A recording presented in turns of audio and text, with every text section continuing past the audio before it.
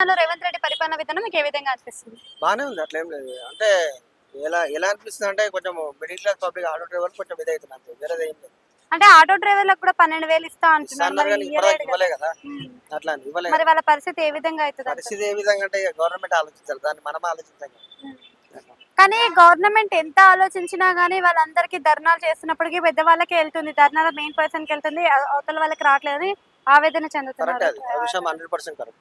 మరి వాళ్ళ పరిస్థితికి కనీసం ఫ్రీ పథకాలు కూడా వాళ్ళకి అందట్లేదు. అందట్లేదు మరేమంటారు? అందట్లేదు కరెక్టే అది 100% కరెక్ట్. ఎందుకంటే ఫ్రీ పథకాలు అందట్లేదు. వాళ్ళు చాలా నష్టపోతుర్రు గదా! హ్మ్. డ్రైవర్స్ అనేవాళ్ళు.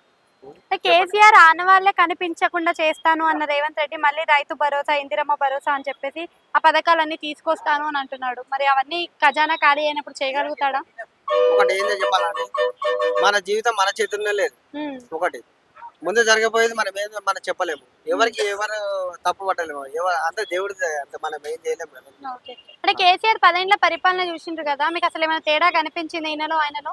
ఏ తేడా ఆయన 5 ఇయర్స్ కేసీఆర్ సార్ కూడా బానే చేసిండు. ఒక హ్మ్. 5 ఇయర్స్.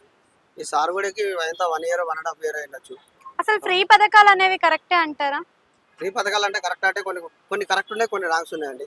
ఓకే. అంటే ఫ్రీ పథకాలు పెడితే దేంట్లో ఫ్రీగా పెడితే బావుండేది? దేంట్లో ఫ్రీగా పెడితే బావుంటదంటే లేడీస్‌కు ఈ ఫ్రీ బస్ చేయడం వల్ల అది కాకుండా హ్మ్. 2500 ఇస్తే బాగుంటది కదా! అది ఓకే. ఓకే. అట్లా. Thank you.